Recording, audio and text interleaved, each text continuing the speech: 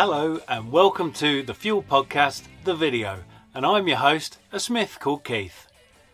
This is another of our filmed versions where we find ourselves lucky enough to be in the company of some of the creative industry's leading lights. This time around, it's Andy Nairn, co-founder of the agency Lucky Generals, chair of sports marketing agency Dark Horses, and now he's a book author. Andy's book, Go Luck Yourself, has received plenty of attention for its easy to read and entertaining format, and it details how you can make luck happen in your business and personal life, and it's less of a business book and more of a personal coaching manual. We loved reading it, and if you want to get a copy for yourself, you can buy it through Amazon, and I'll put a link in the show notes to the video. If you do buy a copy, it's worth noting that all the royalties are being donated to the Commercial Break charity, which aims to increase working class representation in the creative industry. Not because this is a number that signifies how politically correct you are, this is about making sure that the creative industry stays on top of its game and draws from a wider creative pool as possible. You see, back in the day, it was easy for somebody like me to get a job in the advertising industry, working in somewhere like the mailroom or in the production department, and slowly working your way up. But in the last couple of decades, the creative industry has quite rightly come under fire for being too elitist and too left-wing, and more concerned with saving the planet rather than trying to sell our clients' products in the most creative way possible. So I wanted to explore this topic with Andy to give him a break of all this talk of luck. Unfortunately for me and unfortunately for him, he was stuck at home recovering from eye surgery, so he couldn't really go anywhere even if he wanted to. So here's me talking to Andy Nairn, our very own working class hero. Are you lucky? When was the last time you were lucky? Can you remember the circumstances of that luck? To me, good luck is one of those things that we blame when we don't want to take all the credit for ourselves. And my guest this week, Andy Nairn, is arguably one of the most influential leaders of the advertising industry. And he makes the case that luck is chance times experience, and that when you're trying to achieve something, you can tip the odds of success in your favour by being aware of factors that others fail to notice. He's just written a book all about this phenomenon called Go Luck Yourself, which I've been avidly reading and studying all week. The theory follows on from a previous show I had with Dr. Chris Arnold, who pointed out that his dyslexia became a superpower as an advertising creative because he approached problem solving from alternative directions. His changed perspective gave him insight that normal lateral thinking blew right past. And my guest, Andy, is perhaps best known as one of the founders of the planet's most highly regarded agencies, Lucky Generals, the fiercely creative company whose client list reads like a who's who of modern commerce. Amazon, Co-op, Taylors of Harrogate, Zoopla, Panini, OnePlus. I could go on for the rest of the hour. But suffice to say, clients are on a mission to grow their incredibly valuable brands in the hand of Andy and his partners, Helen Colecraft and Danny Brooke Taylor. Andy is also the chair of sports marketing agency Dark Horses. And if we had time, we'd have another chat all about sports. The creative work of Lucky Generals is legendary, but Andy points out that often the difference between a good campaign and a stellar one is the ability to notice the hidden gems that, when you bring them to the fore, make a brand stand out and ultimately increase sales. Because Andy's an industry figurehead, he's also no stranger to podcasts and interviews. So when I invited him to come on the show, I wanted to talk about the headline that often gets buried in these interviews, the fact that his book's royalties benefit the advertising charity Commercial Break, which is focused on increasing working class representation in the creative and marketing industries. Something I recently discussed with Tim Lindsay, the chairman of the D&AD, and something that's close to my heart because, guess what? I come from a very typical working class background. If anyone has a right to an opinion as to whether the creative industries are too elitist or not representative of the general population, it's Andy. So let's welcome aboard the creative industry's very own working class hero, Andy Nairn. Welcome, Andy. Thank you very much. Amazing. Thank you. Glad to be here. Oh dear. And you're keeping well, I take it, apart from your eye injury, which I hope is getting better. Yeah, I tore my retina a little while ago, which is, it's not a great thing for somebody who is pontificating about luck. It's like when you sort of go to see your fitness advisor and he's out of shape. So yeah, we'll just brush over that bit, will we? Well, I mean, again, reading from your book, you would be typically looking to turn this to your advantage in some way, shape, or form. So it gives you time to do things like podcasting and Yeah, very much so. It's about the only thing I can do. and anyway, this episode 41, falls on International Podcasting Day. So happy Podcasting Day. And I looked up things to do on such an auspicious day, and one of them is to ask people about their favorite shows. Do you actually listen to any podcasts? Do you know, I've what do I listen to apart from businessy ones? I've been binging on audiobooks really rather than podcasts. Okay. So especially because of the eye. So I've been going through lots of sort of books, 10-hour slugs of books at the moment. I'm doing Money by Martin Amis at the moment. Oh wow! If you've ever read that, it's a very dark glimpse into a story of an advertising director and an absolutely horrendous, monstrous character. So I suppose that's kind of related to our industry. Well, if you wanted to take a quick departure, might I recommend a podcast called Blackout, which is absolutely, I've just finished listening to it, and it's one of those ones that it's almost like like the radio plays of old, and it's brilliantly done. We're in conjunction with Sonos, the speaker people, and it's a fantastic kind of story about what happens when all the power goes out around the world. Fantastic. Yeah, it's a great little story.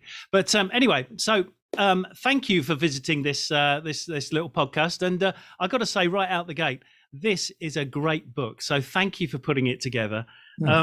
It's got some lovely kind of bite-sized points and case studies, hugely accessible and impossible to put down. And I just kept saying to myself while I was reading it, I was going, I'll just do one more section. And so much of it kind of resonated with me, from like the responding to the pandemic, the lucky rabbit story, building back better, inspiration, and taking ideas from elsewhere. Because I mean, the book just, it's an instruction manual. I love it. So well, thank you. That's really nice of you to say so. Yeah.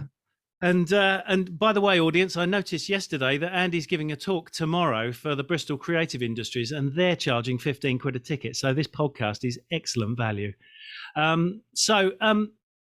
First question, Andy, do you consider yourself to be a lucky person? Well, I do. After that build-up you gave me, I feel very lucky to have been given that amazing sort of billing. So thanks for that. Yeah, I would actually. I feel like, I mean, I was born, first of all, a white bloke in the latter half of the 20th century in a developing country. So that in itself, Warren Buffett, the sort of gazillionaire, he's called that winning the ovarian lottery. Like if you if you start life before you do anything in your life, you're off to an amazing start, because the chances of being born at that particular moment in history with some of those demographic advantages puts you massively ahead of huge numbers of people in the whole course of humanity. So that was pretty helpful. And then I guess through my life, I've had lots of I've never been one of these people, although it's weird because my sort of job title at various stages has sometimes been to be a planner. I've not done very much planning. I've just kind of let things happen and stumbled on various things, on university courses and jobs and stuff like that. And it seems to have panned out all right. So I'm a massive believer in luck in my sort of personal life as well as in my career.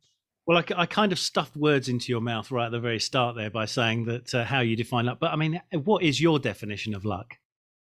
Well, I think that's what I discovered. And by the way, I didn't know anything about this until I started writing the book. I was a bit embarrassed, really. It was a bit ridiculous that I've got an agency called Lucky Generals, and I literally knew nothing about this subject. So it was shame that made me sort of do the book, I think.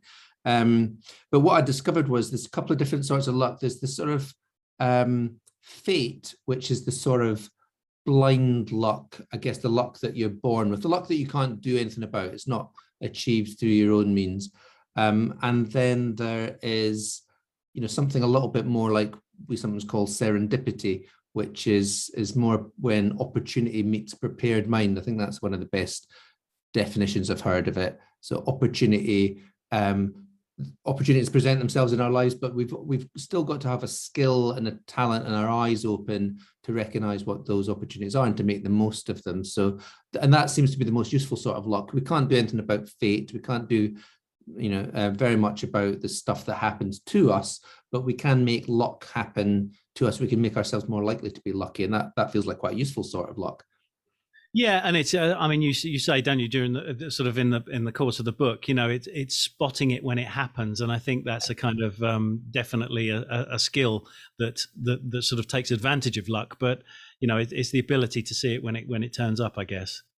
Yeah, very much. And we're all so busy with our lives and with our day jobs and our sort of pressing concerns and what is urgent, that we sometimes don't glimpse, opportunity can be on the other side of the street waving at us or shouting at us, and we're just too busy and we don't notice it when it comes knocking at our doors. And or sometimes it comes, in disguise. There's that old phrase, blessing in disguise, where something happens to us that at the time feels like really bad luck, and we write it off, or we think, negatively about it.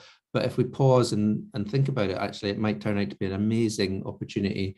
So a lot of the time, it's just being sort of mindful of your luck and conscious of it, I think.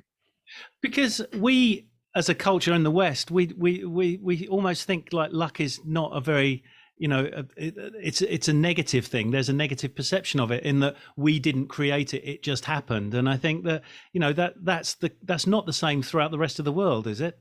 No, that was one of the interesting things I discovered. I mean, I didn't really know this so much, but the West, we like look down on luck because, as you say, we've all been brought up with the Protestant work ethic. This idea that hard work, there's no such thing as luck. And the harder you work, the luckier you get. I mean, you hear that a lot, don't you? Sure. And that was because of the Industrial Revolution, when the Victorians basically believed that if you were rich and successful, that meant that you had worked hard and sort of God had smiled upon your endeavors. And if you were poor, it was your own fault, you hadn't worked hard enough. And that's really sort of still runs through a lot of Western culture. Now it's just like work, work, work.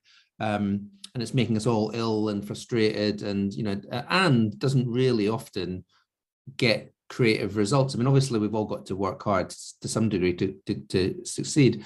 But after a certain point, just slogging away doesn't make you any more successful, I don't think. So what I've found really interesting was that all these ideas from the East that have been honed over thousands of years, we're sort of now discovering through science and psychology that they really do work. And we're sort of almost like rediscovering them and thinking, well, that's an interesting thought, and perhaps not acknowledging the fact that somebody's been doing that for thousands of years in other cultures. But ideas like karma, which is obviously an Indian idea, there's now loads of research that show that sort of idea of giving generously can actually benefit the giver as much as the recipient. But that's been standard practice in lots of cultures for many years. Or the Buddhist sort of sense of appreciation of the things that you've got in life. Again, there's lots of research now that shows if you take a little moment in your day to appreciate the good stuff in your life, then that is proven to help you more likely to succeed. So I found it fascinating, all these old ideas and philosophies, but also the modern science that now backs them up. It kind of felt like an interesting subject. Oh, that's fantastic. And I was, as I say, it's a very engaging read. And I think the way that you managed to kind of to put the examples together in sort of very concise, easy to digest, sort of simple stories, I think was very well done. And obviously only somebody like you probably could have put them together. But so thank you very much. It is a good book, and I'll stop bigging it up now. But at the top of the show, I mentioned Dr. Chris Arnold. I mean, I don't know whether you know him, but he was on the podcast a couple of months ago, and his ability to approach problem solving, sort of basically. He looks at problems from a kind of downside up perspective, and because of his dyslexia. And I did a subsequent show with Tim Hollins, Greg Jordan, and Martin Galton of Beehive as well, and we talked about juxtaposing two seemingly kind of unrelated items or thoughts about solving creative problems. And lo and behold, as soon as I open the book, in the first part, you give some great examples of using strategies from unrelated industries to answer advertising and creative briefs. So I've got a two-part question here for you. I mean, the first one is, do you think that this kind of approach has been a Lucky General's kind of hallmark in its campaign? And secondly, is the wider advertising industry sort of guilty of feeding on itself creatively? And how can we change that? So, I mean, is that Lucky General's hallmark, this kind of different way of looking at things? I think it is, maybe unconsciously, because we just think there's a world out there. We never really wanted to be an ad agency. My creative partner Danny's very, very much about everyone having very diverse influences and hates this whole sort of ad culture. Doesn't like, the worst thing you can do if you're a young team working, with Danny, is if you come back with an addy idea that looks like it's been made for ad land. We're much more interested in culture and all the other amazing cool stuff that goes on out there that we that we actually pay to consume, rather than the stuff that's forced on us, so whether it's music or sport or drama or the arts or literature or science and all sorts of things. We've taken inspiration from all of those places, and I think that the danger is, to the second part of your question, is that because everyone is working hard, because of this kind of Victorian sort of sense that everyone has got to get their heads down and consistently sort of work harder and harder and harder, it does make you quite insular and does make us focus on the brief that we have been given rather than the brief that we could create for ourselves. So yeah, we always encourage everybody to look at a problem from all sorts of different angles. And actually to force yourself to do that, because sometimes that happens by accident, doesn't it? Like we make the classic example, you go for a run in the park and you're inspired by nature and you apply something in the world of nature to the advertising brief, but you can also make those accidents happen more consciously by sort of being deliberate about it and sort of making sure that your life is full of those diverse influences, or just sitting down and saying, right, I'm going to think about, I'm stuck on this brief, I don't know what I'm going to do next, so I'm going to apply sports to it, or what would somebody from history do, or what would a religious leader do about this? Or you can make yourself think about it from different angles rather than just wait for one of those bits of inspiration to come your way. That is fantastic. It puts me in mind of, and I was going to come on to it anyway, but the Brian Eno, I've read an interview with him recently, and or heard an interview on a podcast actually, but and he was talking about the methodology that he uses with the oblique strategies. Things that he used with people like David Bowie, who will come up later on in conversation as well. But that suddenly it's a pack of cards that he'll pull out if they've reached a kind of a stopping point, and even when they at the point where they think everything's good, then he'll pull out one of these cards and it may say something like, sort of get the bass player to play the lead guitar role or the drummer to play the bass guitar role and see or change the key of it, and these sorts of things can just create a whole new way of looking at things. So I think that's absolutely, it's definitely a sort of a proven method. I love all that sort of stuff. And as you say, there's loads in the world of music. One of my favorites is Tom Waits, who listens to two radios at the same time, which I think is great. Like, so switches on two radios, different stations, and then he just watches out for unusual collisions, like a lyric that doesn't go with another lyric, but that's what makes it interesting. Or like two different genres, you wouldn't expect them to go together, that's what makes it interesting. So he's looking for unexpected random connections that he can then knit together into something new, which I find fascinating. That's very cool, because Brian Eno is doing a similar thing at the moment. He's playing with music and he's knocking out bits of musical sequences and running them simultaneously so that they're colliding at random moments, and then he's trying to find out sort of how that the kind of effect that has. So that's fantastic, and that's it's a great approach. But and I got to say it's great, because it's lovely to have this conversation with you, because obviously you get invited to a load of interviews and podcasts and stuff like that. But as I said a couple of weeks ago, I mean, I'm fascinated by the Lucky General story, and we can talk about this book endlessly, but I'd rather kind of want to change tack slightly because um, I want to talk about the purpose behind the book, or where the book's going to benefit. In a recent study by the Social Mobility Commission, it found out that if the creative industries were as socio-economically diverse as the rest of the economy, there'd be something like 263,000 additional working class people employed in the sector, which brings me onto obviously who benefits from this book that you've written, and how you're using your position to kind of reach down and lift up others. And first off, just to set the scene, I mean, you started out studying law, is that right, at the University of Edinburgh? Yeah, that's right. Yeah. So what pulled you into the world of advertising? Well, I mean, I really did. This is a classic example of luck. I always sort of knew that, I mean, I loved law. I really enjoyed it. It was really interesting, but I sort of knew that I didn't want to practice it because I thought the job itself might be quite corporate and boring and sort of suited and so on.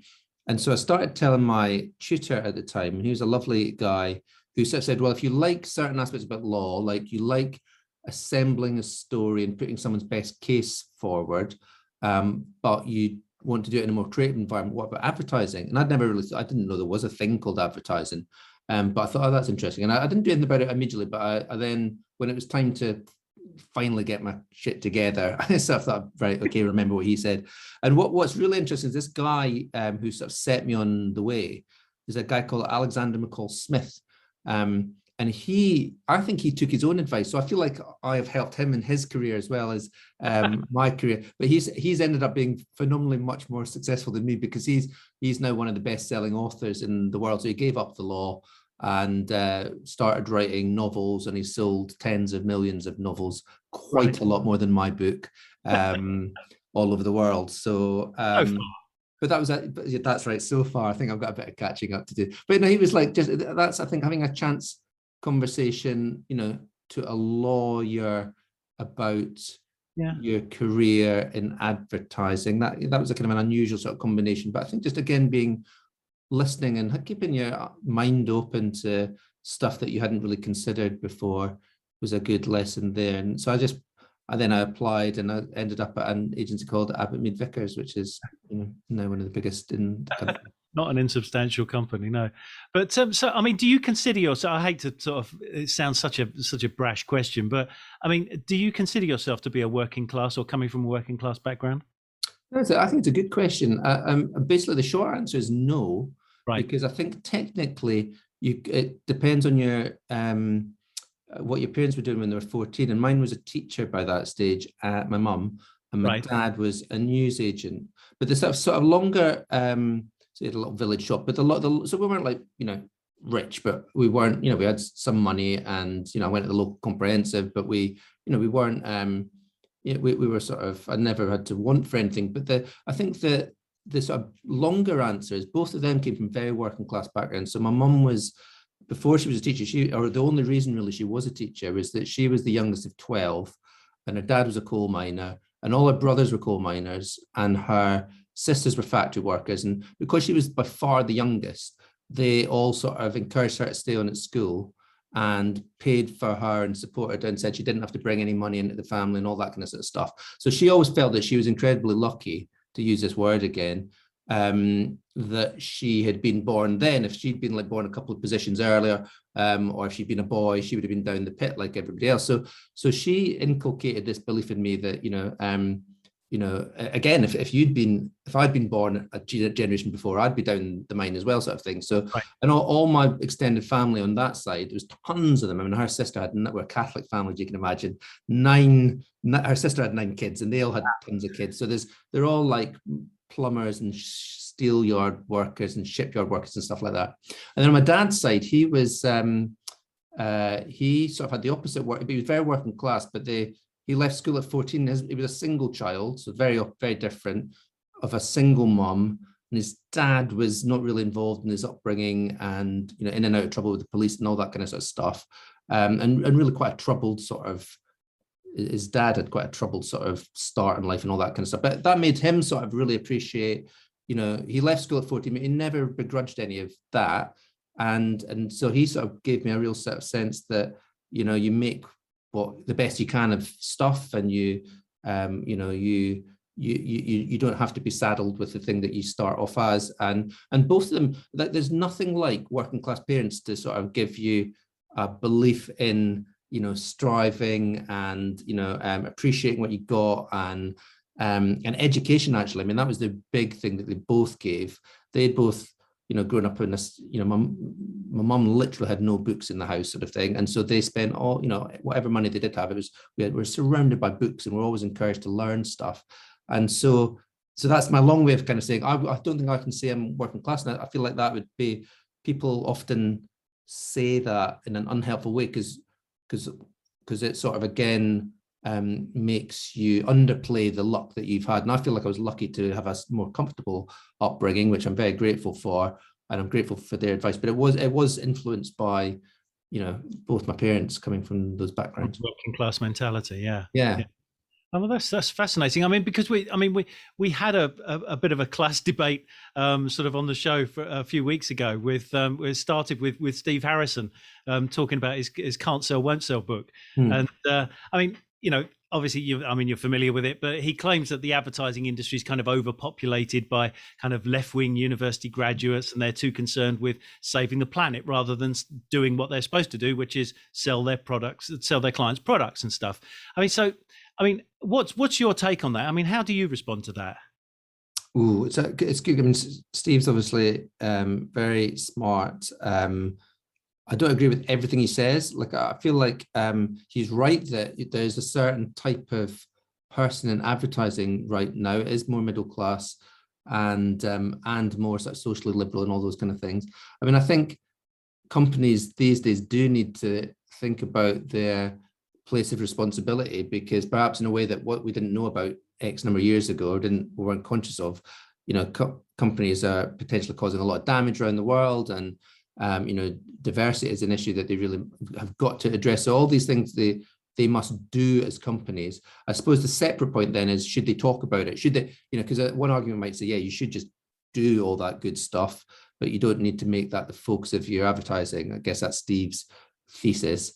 And I think it sort of depends, really. Like, if that is for some companies, like we work with the Co-op, which is 175 years old, a cooperative business that is owned by its members, and all the money, when you buy something from it, for those who maybe are listening from elsewhere, it's like it does everything from it, like it's a supermarket, but it's also the biggest funeral provider in the UK. It's got academy schools, it's got pharmacies and all sorts of other businesses. So it's quite an unusual thing. But the point is that when you buy from the Co-op, the money goes back into the community, and that is an amazing selling point. And it's not like a sort of CSR thing that they are.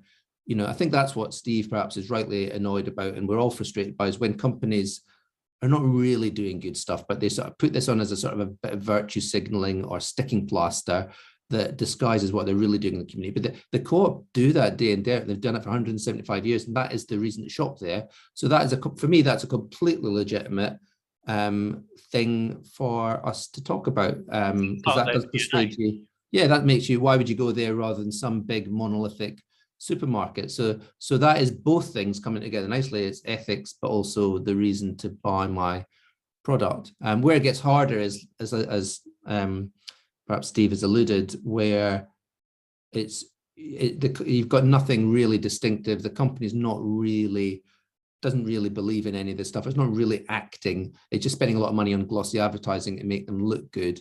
They'd be better spending it doing something rather than telling everyone how marvelous they are. So I do agree with that bit. Yeah, no, that's fair enough. And I mean, the reason that I ask you that is because that we're having this line of conversation was that, I said at the top of the show, the royalties from the sale of Go Luck Yourself are donated to Commercial Break, which is a charity that's dedicated to helping redress the balance by finding employment for working class people in the creative industries. And James Hillhouse, who you very kindly put me in touch with, who runs a charity, said that, a lot of agencies and networks aren't really doing enough to address this. And we're since subsequently now going to have him on the show to talk about this in a bit more detail. But I learned about this a few weeks ago. I mean, Lucky Generals operates this thing called the Barracks, which is free accommodation, in a purposely rented, purpose-built kind of rented flat paid for by the agency, which I think is it's a great thing. And, but obviously not everybody can do that kind of thing. But I mean, what kind of initiatives can agencies take on, to help attract and onboard more people from working class backgrounds? I mean, are there any other sorts of things that you would sort of throw out there just as sort of ideas that people could implement? Actually, on that point, the first thing is, if anybody does want to do that, it's not that hard, and we don't want to hang on to that as our thing. So if anybody's interested in the logistics of how we made that work, they should just give us a shout, and we'd love it if everybody did it, because in particular in London, it's so expensive. That's the reason that we did that, was because the housing market in London, but no doubt in lots of other big cities around the world, is so horrendous that even if you find someone great, and even if you pay them properly, they still can't come down and live in your city, because just the living costs are a nightmare. So I think we've got to think creatively about stuff like that, because we're a creative industry, aren't we? We should be thinking about stuff like that. I think it's about looking for people in the right places, for sure. Sort of not doing the same old university sort of focused recruitment drives, but looking for people who haven't got degrees, or not insisting upon that. And when you sort of ask for CVs, and just talking to people that have got different life experiences, and just making sure that the people who do the interviewing, so this is all the stuff that happens at the early stage, but when you interview people, just be aware of your biases. So a classic example would be, if you see someone who has worked the summer, somebody who's maybe gone around the world and done some fabulous, exciting gap year, and done lots of good charity work and in various countries around the world. That sounds impressive and great. Well done them. And then the next CV might be, I spent the summer working in a call center or in a shop. And you might mark them down. You might think, well, that's not very exciting or imaginative. But actually, that might be because that person couldn't afford to travel around the world and had to bring some money into the house, and actually been really resourceful to get that job, and got loads of amazing people skills. We look down on some of that sort of work experience, when actually that could make them a brilliant person to hire. So just a lot of it is about just making sure that we're not judging people and writing them off before they've even had a chance to prove themselves to us. And then I think the big thing, and this is one of the reasons I was so keen on giving them the royalties to James's organization, is that it's about how you make people feel like they belong. Because it's all very well getting people in the door, and then you can tick off that box and say, yeah, we've got some working class people in. But it's like, do they feel like they belong there, and do they feel comfortable? And again, just making sure that you're setting up the right environment, and you're not putting people in positions that they're uncomfortable with, or that where you're setting them up to fail. And I think that's a big part of Commercial Break's work, which I thought was a really smart sort of distinction for them to make. Yeah. And as I say, he's going to come on the show, and we'll do a show dedicated to the work. But I thought it was just a great initiative. And getting back to the HR thing, I mean, we were talking about HR in last week's show, but I think if we pull or draw a lesson from Brian Eno, perhaps we could get the accountants to do the next set of interviewing and see how that goes. Yeah, that's right. Yeah, exactly. It's funny. But anyway, so related to but not born of this topic is the matter of work ethics in the creative industry, and something that I had a conversation with Tim Lindsay about, and that's the question of burnout, which Tim attributes to the sort of demands of clients on agencies, and that incredibly bad habit that some clients are accused of having, where they need 3 or 4 ideas in a week instead of one really excellent idea. And I mean, I've got to ask you this question. I mean, have you ever had clients that do that sort of thing, that put excessive demands on Danny's department or his team skills or whatever? And what is a great way to, how do you temper that? Because obviously you don't want to turn around and say, look, you're only getting one idea and it's going to be the best one. I mean, is there a handy way to respond to that kind of thing? And you can swear if you need to. Yeah. Do you know what? I can honestly say that the best, how we've handled it is by not making it happen in the first place. Because we're like a founder-led company, we have been very picky about who we work with in the first place. We've never wanted to be the biggest company. We've never wanted a huge client list. I mean, we've really got, I don't want to say a number now because I'm going to offend someone by forgetting now, but there's like, we don't have that many more. We've got, I don't know, like 10 clients, if that, and probably a bit less really sort of really core clients. And so we've been very careful to choose people that we like, who we feel have got the same sort of values as us, who wouldn't put us in that position. Right. Now, what happens then, I suppose, is sometimes, like classic example of the last 2 years where, for all the reasons we know, people are under stress and everything's up in the air, and you got to, sometimes that has put pressures on everybody because it's like the pressures are on our clients, and that then spills over into pressure on us. And then you've got to feel your way through it. You've got to, in some cases you might have to sort of muck in and get your sleeves rolled up because they're in the shit, and you've got to be in the trenches with them and all the rest of it for a little while. But you got to recognize that is an unusual state of affairs and can't go on forever. So like one of the things we always do is we if people have to sort of work weekends, for instance, they get that time back. It's not like just assume that is what, you just have to do that for free sort of thing. If people have to go beyond the call of duty, we make sure that they take time off afterwards. And actually, we get their partners also to take time off, because that causes sort of impacts on partners as well, sort of thing. So yeah, we pay for them to do stuff.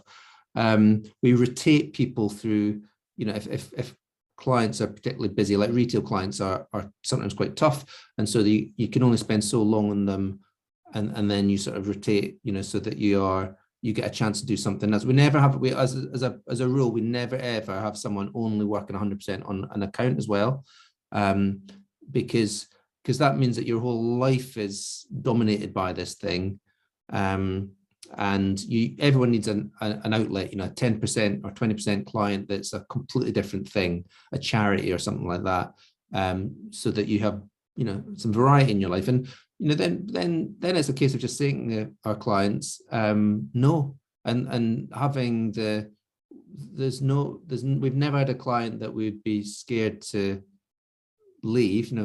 Don't listen to this, any of my lovely clients, and think, right, we're off ski, but you need to have that fearlessness. You need to have a sort of sense that confidence, and they know that. Everybody knows that we're not desperate, and you'd never be desperate. That's a big part of this, which is why be careful who you work with, and then just have very honest conversations, and play it by ear, so that you're sort of either saying, do you know what, you are asking for a hell of a lot right now, but we understand why, because you're under the cost yourself. So we're going to, just this once, we're going to make a difference, but don't think this is the way that we're always going to do it. So that can sometimes be a sensible thing to do, and it shows that you're partners. But other times also to be able to say, yeah, we're calling it quits now. We're not going to work like this any longer. We have to part company nicely, and we're not going to put our people through this. Well, I mean, that brings me on to the question for all the CMOs that are out there. I mean, what, in your mind, what makes a great client? What core skills do they need to develop? Because I mean, not everyone's worked with. This is the thing about it. Not everyone has worked with creative people before, and so they don't spot the signs. They expect them to work like, producing a spreadsheet or something, and ever. So, I mean, what core skills does a client need, and what are the kind of warning signs of one of those bad relationships? I suppose what makes good people, good relationships generally. I mean, it's kind of, honesty is like the bedrock of it. I think you've got to be able to have honest conversations, including when something's going wrong, so that on either side, so that we can say, based on that last conversation we're having, this is, you're driving us crazy now, or this is our team are falling to bits. You're working us too hard. You're not paying us enough. We need to get reinforcements or whatever. You've got to be able to put up a white flag and say, right, enough. This can't happen. They equally have to kind of be able to say, we're not happy with X, Y, Z, and not feel that we're going to be offended and throw our toys out the pram. Because most problems are better dealt with if you're just honest about it. Where a lot of problems between agencies and clients go wrong is when you try to sort of brush it under the carpet and pretend it's not happening and hope that it'll go away, and then the problem gets bigger because that person that you don't like and you don't want on your team and is a nightmare just pisses more and more people off, or that thing that was a little niggle when you started now just becomes a really, aggravating factor. It's the toothpaste thing, isn't it, that people always talk about in couples, like it's the fact that you're sort of squeezing the toothpaste at the wrong end of the tube, sort of thing, and which starts as a small thing, and then you want to kill each other, sort of thing. So honesty, I think, is the main thing, and then above that is ambition. Do your best work for the people who want you to do your best work. That's a truism, isn't it? And in our case, it's fun as well. Making, we like to work with people who've got a sense of humor and fun. We're all we're doing is, advertising our, brand stuff and business. We're not usually, sometimes we are saving lives, for health campaigns and stuff like that, but usually what we are doing is not so hugely important in the grand scheme of things, and just a bit of levity goes a long way.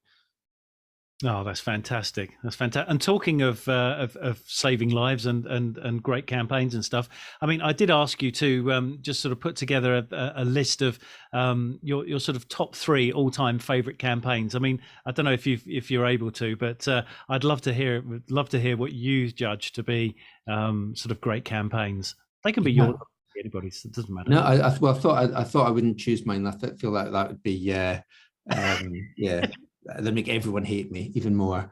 I thought Guinness, good things come to those who wait. It's like a brilliant idea. It's a brilliant strategy and a brilliant insight, and it's a great example of taking something that looks like a bad thing, the fact you've got to wait for your pint to get served, and turning that into a great thing, because good things happen to those who wait. It's such a great thought, great line. And then the execution, though, is, for all those ads, was mind-blowingly brilliant. The Surfers ad in particular, we can probably all remember. I remember being in a pub when that came on watching football, and people were just awestruck by it. And, that's an amazing sort of benchmark to think, God, at our very best, that's what we can do. We can make people properly awestruck. So I loved that, and it was long running and it could only be from Guinness. And then I thought, bit different. There's the Got Milk campaign in the States. Yes. By Goodby Silverstein, which again has been running for decades now, but it's based on such a simple insight, this idea that we don't really think about milk until we run out. And I just feel like that's such a brilliant, we use this word insight an awful lot, and sometimes we expect it to be, unbelievably profound and, ridiculously overblown. But that's quite a simple insight that turned into the most amazing campaign for 20 or 30 years. You kept on thinking they're never going to be able to think of a different way to do that insight, but they keep on coming up with more and more great executions. So I love that too. And again, it's, I suppose, being a strategist, I like campaigns that got a really strong strategy and then a brilliant creative execution, and together those things are just dynamite. And then the third one, running as well, doesn't it? That one, the Got Milk is become part of the vocabulary. Of course. Yeah, and it's famous to people who are, I don't know if that's ever run in the UK, but people, I don't mean just in advertising, but I think people generally in our culture have kind of heard of that because we've watched movies where it's cropped up. It's a cultural reference point. It's like "Was Up." That was the other one I was going to put in. But that such an amazing, simple observation of culture that you would think might only last for one ad, but it was obviously an ongoing phenomenon. So I've sneaked that in by. Okay, you're allowed. That's my other one. But the final one I was going to talk about was Skittles, because and the idea of taste the rainbow, just because it's funny, and there's a lot of research now, isn't there, like that funny advertising is on a massive decline. If you look at the Cannes winners this year, there was virtually nothing. I know it's been a somber year and all the rest of it, but you could argue that makes humor even more important. Some of our best work in the last couple of years has been funny stuff that puts a smile on your face in these very difficult times. And I think we're all becoming very po-faced and serious, and we forget how powerful funny can be. And it's proven that funny advertising can be some of the most effective advertising too, because it disarms you. It's like a good salesman, isn't it? If they can make you laugh, then they can also sell you something at the same time. So I think that Skittles campaign is just so gloriously stupid and bonkers and idiotic half the time that it's just really funny, and we should celebrate that. Oh, fantastic! Well, I will put all the links to all those adverts in the show notes, and we'll let everybody else sort of celebrate them. And I think that's just a fantastic top three or four now, actually. So thank you very much for that. Okay, and right, well, I mean, we are rocking along here as well, Andy. So thank you very much indeed.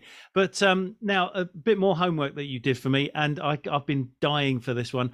The first one up that or the first time the artist has been mentioned, but Desert Island Disc, your tune for our Spotify playlist. Go right ahead. It's Changes by David Bowie.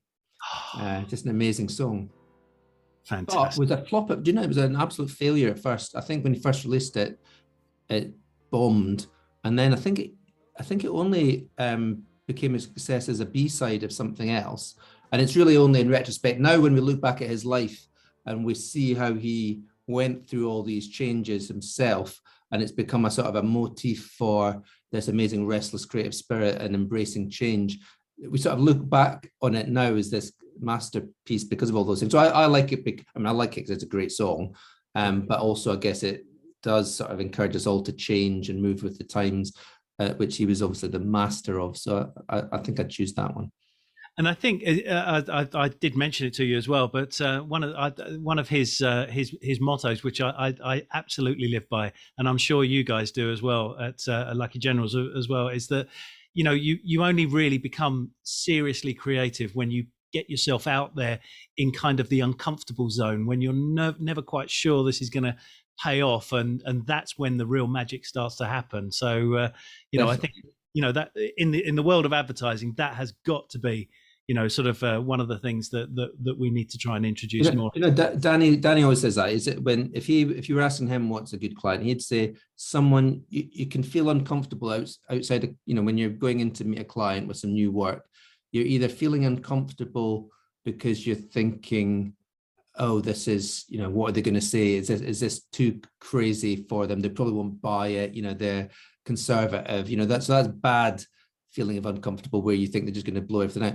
Or is it, oh my God, this is so great and crazy that, is it good enough for them? And are they going to, is it going to be uncomfortable in a good way? And the best word does make you feel uncomfortable, because it's not been done before, and having a client that can live with that lack of comfort and not just blow it out because of that is a good thing.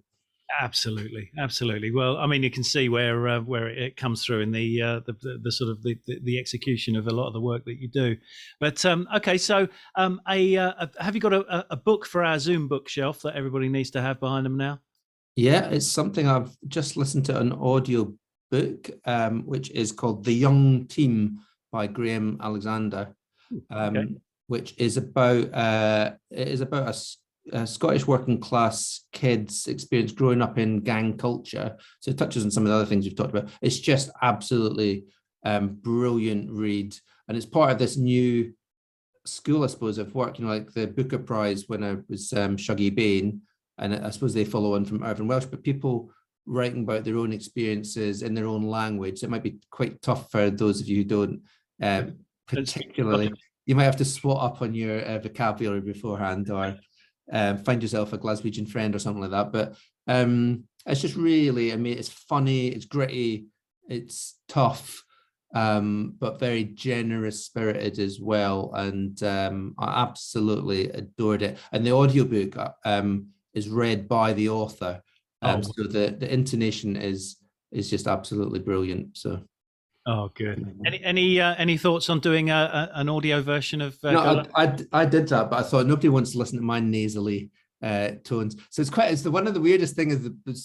One of the weirdest things about this whole enterprise was choosing someone to do the audiobook, and so I did get someone Scottish, right, but with a much better voice than me. I've gone for the, it's not quite Ewan McGregor because I couldn't quite afford him, but someone with an equally amazing Scottish voice rather than my sort of nasal sort of twang. But it's quite a sort of strange thing, because you're sort of, it's a bit like finding yourself a body double but Yes. a better looking body double. So the brief was find someone who sounds a little bit like me, but considerably better. And there's a guy called Neil Glasgow who I found who was Great name. really good.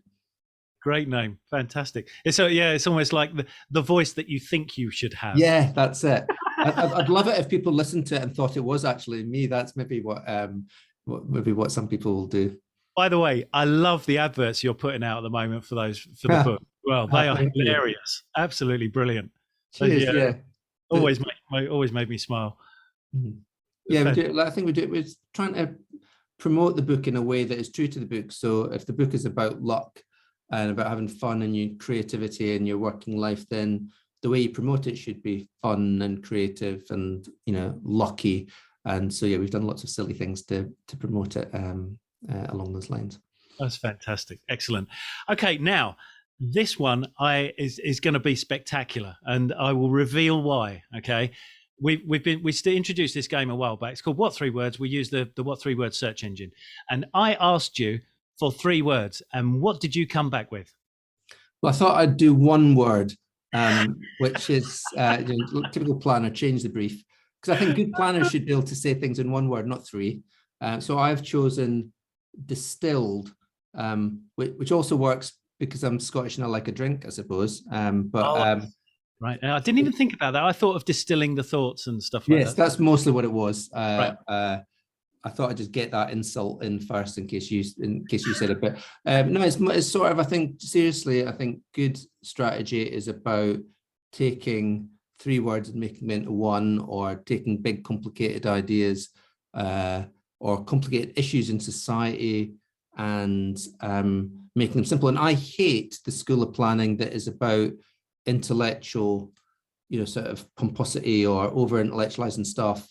I really, really strongly believe in that. That's why I think, my upbringing in a very ordinary, neither very rich nor very poor, just like being somewhere in the middle, like ordinary, using ordinary language is a really good thing for a strategist to be able to use, I think.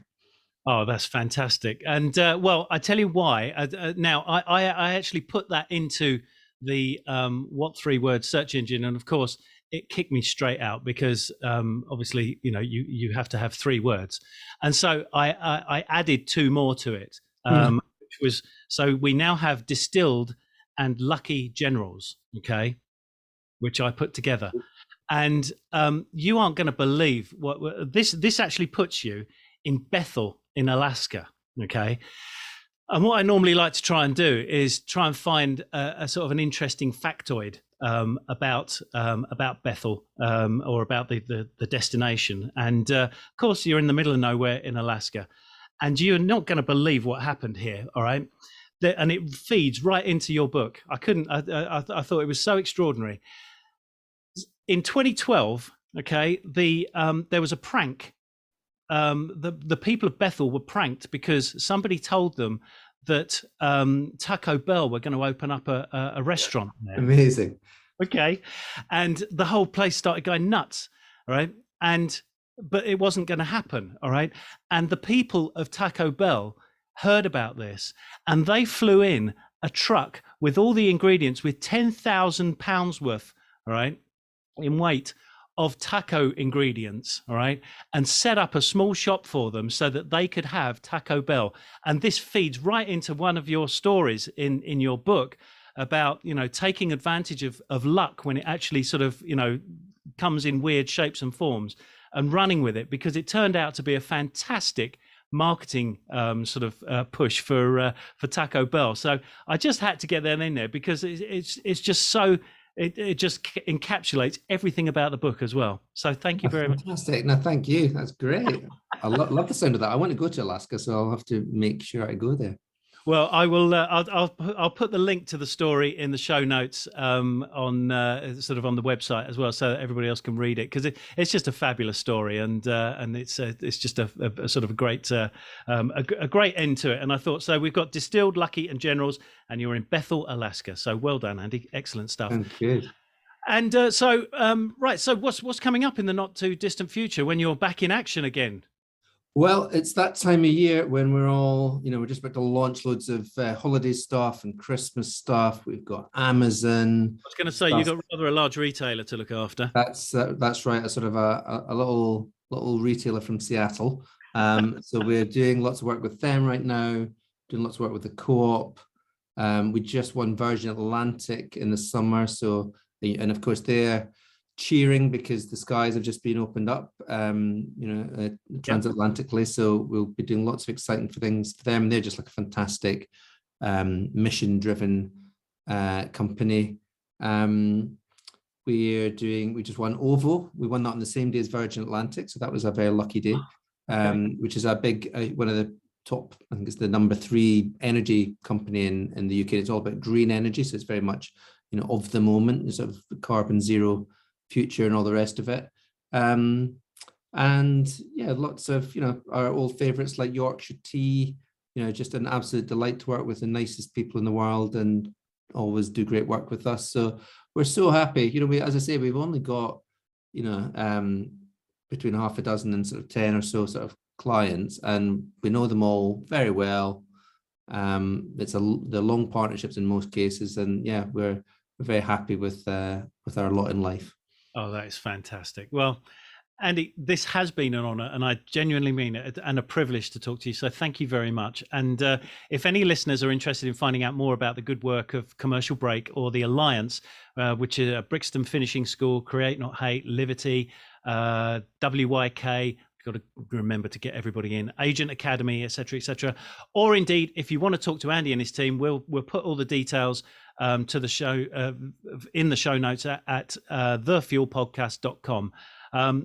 In the meantime, Andy, I'd like to wish you the very best of luck, but obviously somebody else has beaten me to it. So instead, I'll live long and prosper, and say hi and thank you to all the team at Lucky Generals. And I sincerely hope that our paths cross again soon. Thank you. I've really enjoyed it. And I should tell you to go luck yourself. Go luck yourself too.